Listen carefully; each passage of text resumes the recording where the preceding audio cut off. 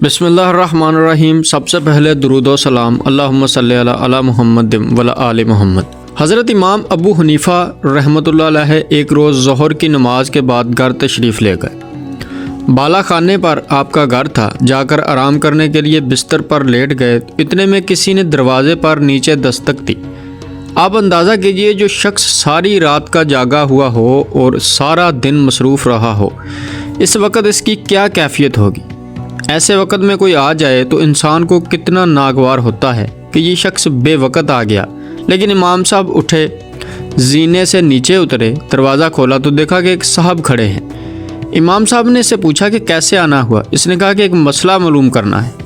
देखिए, अव्वल तो इमाम साहब जब मसाइल बताने के लिए बैठे थे, वहाँ आकर तो मसला पूछा नहीं, अब बेवक़्त परेशान करने के लिए यहाँ आ गए। लेकिन इमाम साहब ने इसको कुछ नहीं कहा, बल्कि फरमाया कि अच्छा भाई, क्या मसला मालूम करना है। इसने कहा कि क्या मैं बताऊँ, जब मैं आ रहा था तो मुझे याद था कि क्या मसला मालूम करना है, लेकिन अब मैं भूल गया, याद नहीं रहा कि क्या मसला पूछना था।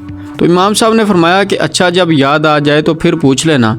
आपने इसको बुरा भला नहीं कहा, ना इसको डांटा पीटा, बल्कि खामोशी से ऊपर चले गए। अभी जाकर बिस्तर पर लेटे ही थे कि दोबारा दरवाजे पर दस्तक हुई। आप उठकर नीचे तशरीफ़ लाए और दरवाज़ा खोला तो देखा कि वही शख्स खड़ा है। आपने पूछा क्या बात है। इसने कहा कि हज़रत, वो मसला मुझे याद आ गया था। आपने फरमाया कि पूछ लो।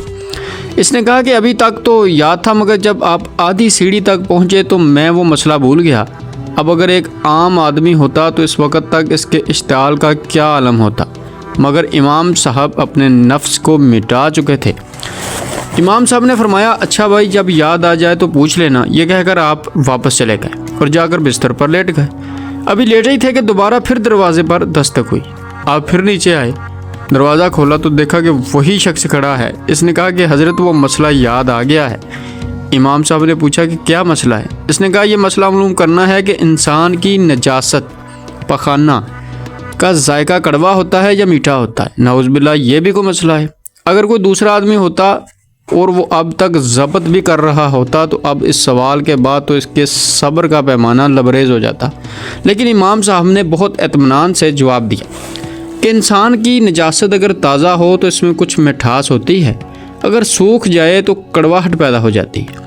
फिर वो शख्स कहने लगा कि क्या आपने चख कर देखा है। नाउज़ुबिल्लाह।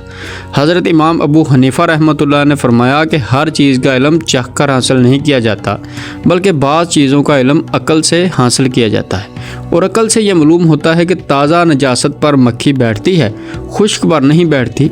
इससे पता चला कि दोनों में फ़र्क है, वरना मक्खी दोनों पर बैठती। जब इमाम साहब ने यह जवाब दे दिया तो इस शख्स ने कहा, इमाम साहब, मैं आपके सामने हाथ जोड़ता हूँ, मुझे माफ़ कीजिएगा, मैंने आपको बहुत सताया, लेकिन आज आपने मुझे हरा दिया। इमाम साहब ने पूछा कि मैंने कैसे हरा दिया। इस शख्स ने कहा कि एक दोस्त मेरी बहस हो रही थी। मेरा कहना यह था कि हज़रत सुफियान सौरी उलमा के अंदर सबसे ज़्यादा बुर्दबार हैं और गुस्सा ना करने वाले बुज़ुर्ग हैं, और मेरे दोस्त का कहना था कि सबसे ज़्यादा बुर्दबार और गुस्सा ना करने वाले बुज़ुर्ग इमाम अबू हनीफ़ा रहमतुल्लाह अलैह हैं।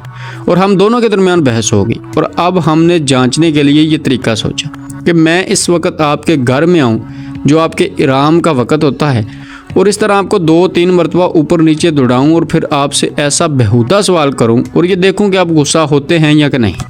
मैंने कहा कि अगर गुस्सा हो गए तो मैं जीत जाऊँगा, और अगर गुस्सा ना होए तो तुम जीत जाओ।